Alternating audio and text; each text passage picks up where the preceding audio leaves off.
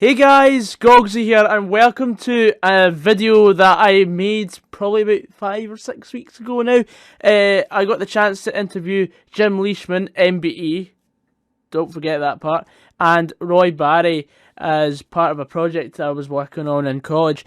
So I decided to try and wangle myself a couple interviews, and we got a joint interview, which was great because got them to bounce off each other. It was fantastic. However, the reason why it's taken so long for me to actually upload this for you is because the quality of the content is not very good.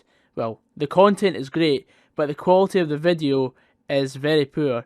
Which is my bad, and I really want to release this to you guys, so I just wanted to just put it up anyway, and you don't even have to watch, you can just put it on, listen, go to sleep, whatever. Just, I want you to enjoy the content I make, and as long as you get a couple of laughs, that's all I care about, and believe me, you'll get a few laughs from this interview. Anyway guys, I hope you enjoy, and I'll see you in the next video.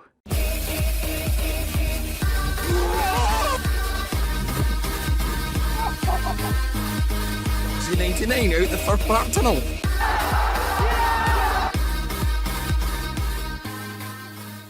Hey guys, Goggsy here, and welcome to this special show. Today we've got Jim Leishman and Roy Barry as our guests of honour in today's interview. Now, of course, Jim, you are the Provost of Fife. The Kingdom of Fife. Oh, sorry. Provost of the Kingdom of Fife. The Big Cheese. The Big Cheese. The Big Cheese. What does that entail exactly? No, it's a great honour, to be honest, Gordon. I got elected 7 years ago this month, and I didn't think I'd get re-elected. So to get re-elected is a great honour again as well. It's quite it's a really interesting job, a lot of variety in the job, and I'm really pleased that I've had the honour of doing it. It's a lot of civic events and a lot of the council work, but it's great. It's really enjoyable. So take us through an average week in the life of yourselves. So Roy, you go first, seeing as I asked Jim a question. Well, I'm retired now, obviously, being the age I am, and but going back to my football days were really good. Well, please tell us about yourself being the last Dunfermline captain to lift the Scottish Cup. Well, I was very fortunate to be that, because I came from Edinburgh originally, and I played for Hearts. And Dunfermline bought me from Hearts in 1966. I was at Dunfermline for 3 years, and in that time we played in Europe, and we won the Scottish Cup in '68. And I was a captain of that team. God knows why they made me captain, because all the Fife boys were there, and I was a bit apprehensive when they made me captain, coming from Edinburgh. But being typical Fife boys, they just took me on board, and it was a great adventure for me. So I had 3 wonderful years there, particularly the European nights, where we got to the semi-final of the Cup Winners' Cup. I think, if my memory serves me right, we got beaten aggregate something like 2-1 by Slovan Bratislava, and they eventually beat Barcelona in the final. That was played in Switzerland, and we got that close. I actually thought we were the better team, but they scored the bloody goal, so that answers that question. It was a good time for me, you know. It was a nice time in my career, and Dunfermline were a great club then, and they're a great club now. They just need to get the performances right on the park, which I think they will next year. Oh, I'm sure they will. Yourself, Jim, what is an average week in the life of Jim Leishman?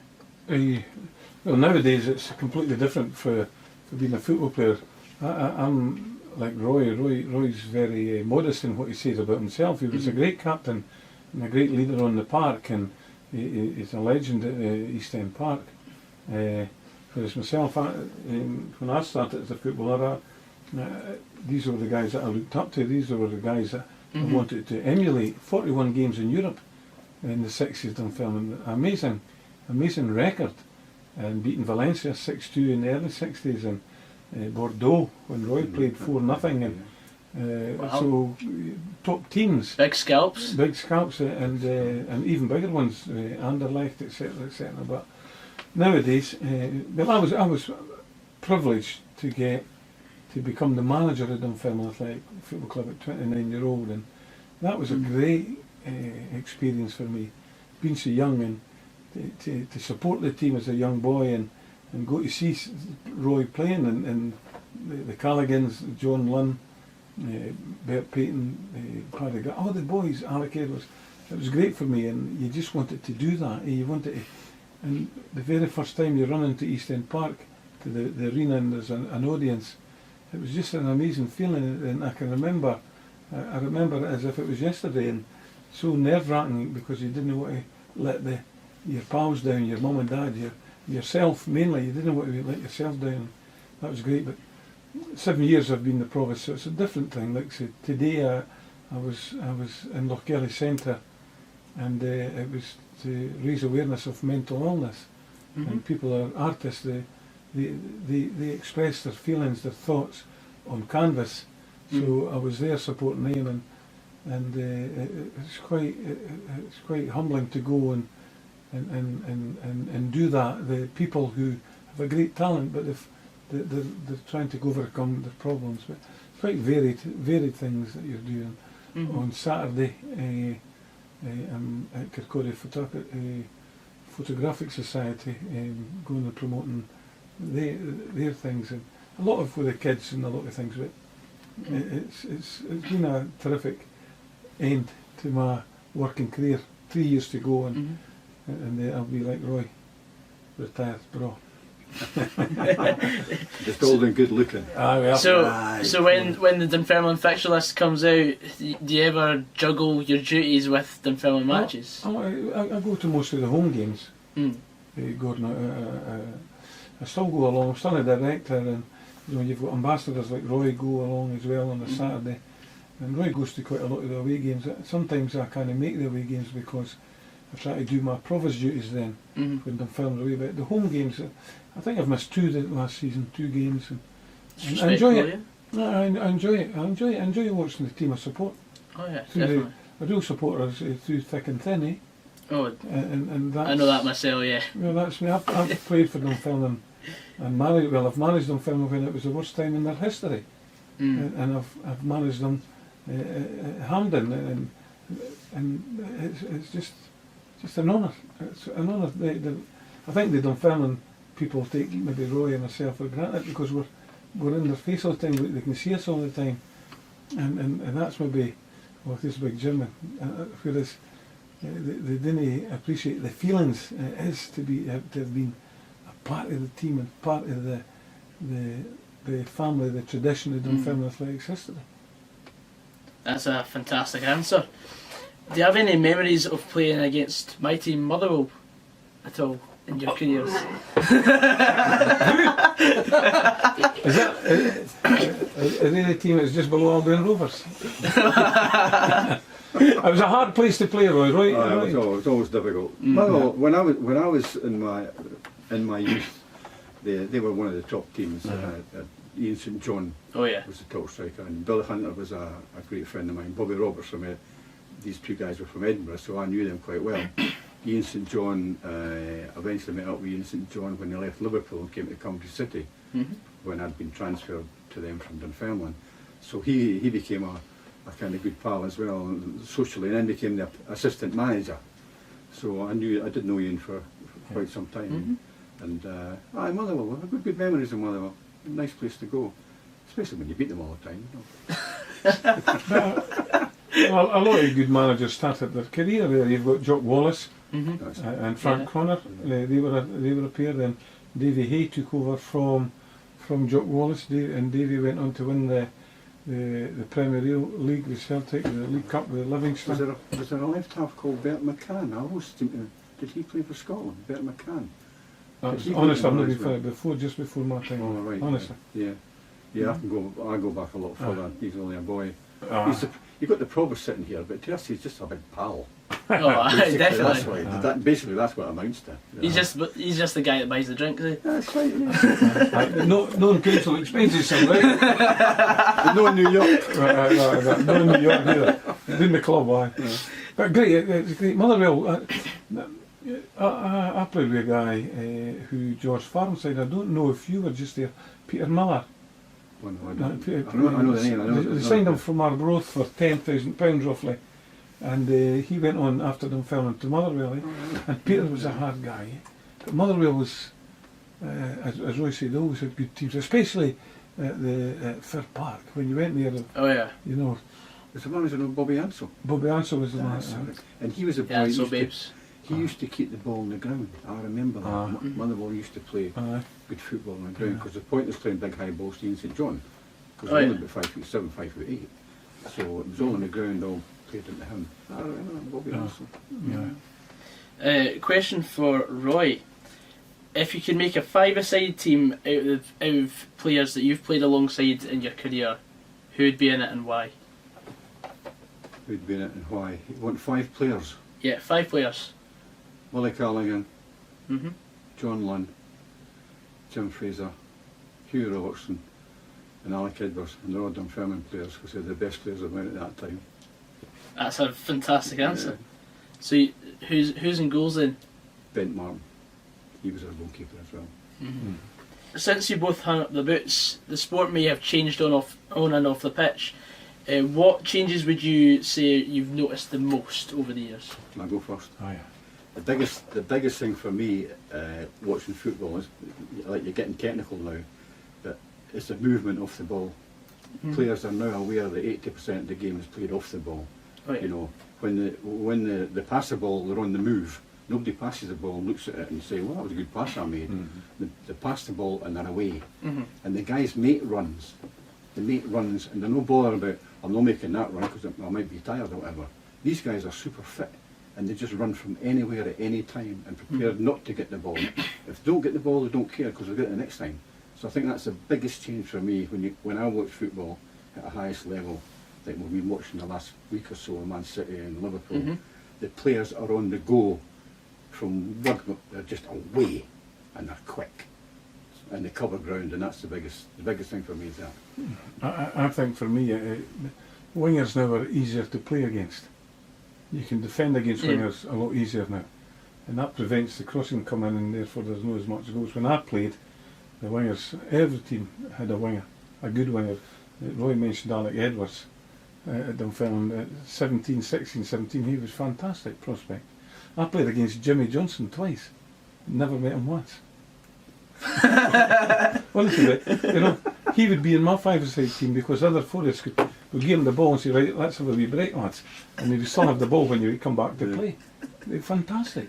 Remember, these guys that Roy played against, I got at the start of my career, but at the end of their career, but Roy had played against them, and the Dunfermline team at that time, when they were at their peak. And they were giving them really good games, especially at East End Park. But you had the Lisbon Lions, and then in '72 you had the Wallace's Glasgow Rangers, who were in the European Cup Winners' Cup. Dunfermline in the semi-final in 69, 68, 69, and Dundee. You know, Dundee, they had, you know, wee Jimmy Wilson and Tommy Traynor, all great wingers, and they created things for you. Can I just interrupt and tell you a wee story about Jimmy Johnson? Go on then. Celtic went down to play a testimonial for Di Stefano down in Madrid, and to give Jimmy Johnson the ball, and Jimmy was like the wee boy in the playground. He was always the best player, and he started to dribble, and the Spanish boys let him have the ball, and he beat one man, and he beat another man, and then he beat the third man, and the Spanish crowd sort of got the feel of it, and they started going, ole, ole. And of course, Jimmy, being what he was, think, this is great, I'll just keep it. And he kept the ball. Nobody can get the ball off him. And he was going in and out the park, beating everybody in the row, and the whole crowd was going, ole, ole. It was like a performance on its own. And I saw that, it was just the most incredible thing I've ever seen. Well, Ryan Giggs would be something about his technique, and whatever. In my opinion, Ryan was The body swerve. the body swerve. And George Best, of course. Oh yeah. You know, Davy Cooper. Davy Cooper. That debate again. That's going back. That's not nowadays. That's not nowadays. But Nowadays we're all very predictable. But that's good you remember Davy Cooper. Well, I don't remember him. No, but I mean, you're bringing his name up. Yeah. That was really Oh good. yeah, definitely. well, ex-Motherwell, Clyde Bank, Yeah. Motherwell. But you had really good wingers at that time, and Christ, I I played against Wally Johnson, Bobby Lennox, Yeah. and the wee guy Kenny Aird for St Johnstone. Oh, quick. Quick and technically gifted, and a lot of them had low centre of gravity, so you were going one way, and by that time, by the time you got down to track, they were away the other way. And it was great. You had to be on your toes. You had to think, and you got a row. See if you didn't do it right, big Barry or John Coosley or Doug Bailey, they would scud you in the head. Get defending you. They try to get a bonus here, scud. They get a punch. That's your teammates, man. The what? That's a fighter, right? You got to get scud. On BBC Radio Scotland's Off the Ball with Tam and Stuart, one of their topics last weekend was, what does Dunfermline mean to you? So I'm going to put you on the spot here. What does Dunfermline mean to you? Dunfermline's special for me because Dunfermline, I moved down to, when I finished my football career, I moved down to London and I was out of football for a bit. I got into football and management briefly and then I come out of it and I couldn't get work, so I was working down in London for 25 odd years or whatever, and Dunfermline made an effort to find me and bring me back to Dunfermline for I think it was The Hall of Fame. Hall of Fame, that's right, Jim. It was a Hall of Fame. I got back for that and everybody welcomed me. I've been away for all these years and I'll never ever forget that all my life from that time on till now, because I've got a great life, met my present partner at that particular dinner that night, and that was 15 years ago. We're still together. And she's not saying that. no, mind your business. So it means so much to me because they gave me another life. Although the life I had in London was quite good, but the life I've got back here is just of a higher quality in every respect. From the friends I've got from the olden days to an everyday lifestyle, it's just incredible. So I owe about a third of my life to Dunfermline for what they were able to offer me in terms of friendship and anything else that goes with it. It's fantastic. Well, Dunfermline Athletics is my second home. You know, it's my second home. I've been there since I was 13, and then I had a spell at Livingston for 9 years, but my heart and my head was still at East End Park. And you know, for years I was 7 days a week because it meant so much to me. And you know, at 29 I got the job. I just didn't want to fail. And what it meant to me at that time, it was our centenary year when I got the job, 85, 86, and all I wanted was my name to go in the centenary book along with the greats, Jock Stein, Wally Cunningham, Ron Whaler, all these guys, Roy Barry. I was wanting to be part of that because as a football player I had a short career because of my injuries, and I just wanted to open the book and say, Jim Leishman, manager. Didn't matter if it was 3 weeks, 3 months or 3 years. That meant so much to me, because absolutely, you know, I saw Dunfermline at the greatest, the halcyon years. You know, when they won 2 cups and got beaten the 65 cup final, and then the European games. I saw a lot of the European games. And then I used to plug the school on a Wednesday and thumb a lift along the Cuddy Road, right, to go into King Street down, and hoped I got a lift home because I was at Salters Field, but went to see them. And it just so many great memories. A lot of heartaches as well in football. A lot of heartaches when you get beat, you're getting beat, you get relegated or whatever. But you pick yourself up, you say, hey, come on, this is the mighty DAFC, and you drive yourself on again. You drive yourself on and you drive yourself on. And like Roy, and you've got people like Kenny McLaughlin here, you've got people that for the Heritage Trust, that Duncan Simpson and Donald Adams and all these guys that it means so much to them, the club. And they're now finding about the history, they're finding out about the heritage of the football club and find out things that you didn't know, and you always learn something about the club, so it's a special place for me. Can I interrupt and just tell you this one last little thing? Go on then. I carry this little note with me everywhere I go to social events, and generally speaking, it's a bit ripped now, generally speaking when I go to these events I bump into Hibs supporters, Hearts supporters, Rangers supporters and Celtic supporters, and they started giving me stories about how wonderful a club they are. And I can't resist the temptation to get this wee piece of paper out and start telling them about Dunfermline Athletic.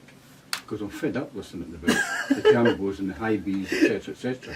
And I tell them how wonderful Dunfermline are and were in the past. And they go, ha ha, yeah. And I say, listen, we were huge in Europe at one point. These people never ever realised how big Dunfermline were years ago. And I get this piece of paper out and I said, here's the teams we beat in Europe. And they're all astounded and look at me. And I just get my little piece of paper out and I go, Everton, up Testosa, Valencia, Stuttgart, Atletico Bilbao, Spartak Zaragoza, Dynamo Zagreb, Olympiacos, West Brom, Slovan Bratislava, Gardia Warsaw, Bordeaux, Anderlecht, Cup Final, 61, 65, 68. Thank you. Fair game. And Amazing heritage. it is. One last question to wrap up the interview. Picture this, you're in the pick and mix aisle of a sweet shop and can only pick 3 sweets. What do you choose and why?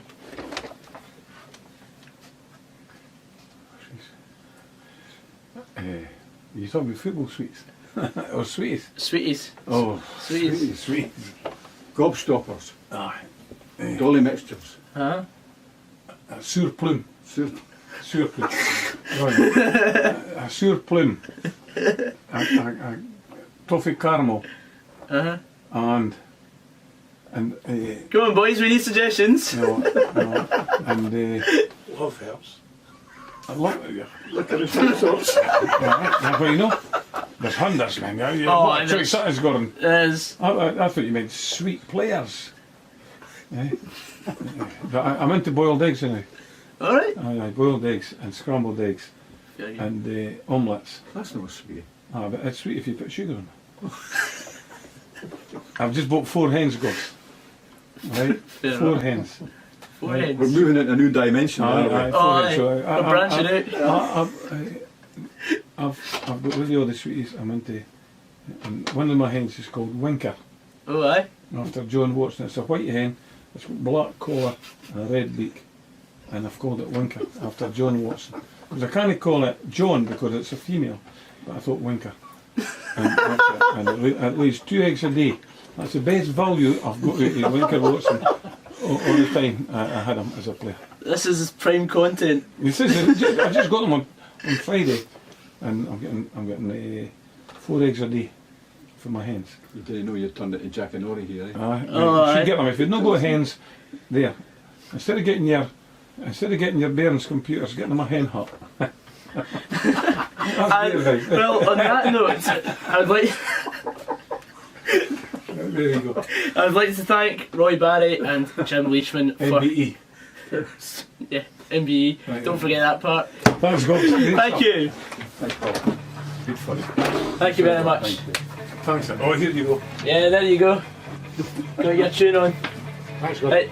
Cheers, Kenny. Good. Aye, great. That was a good addition there. Yeah.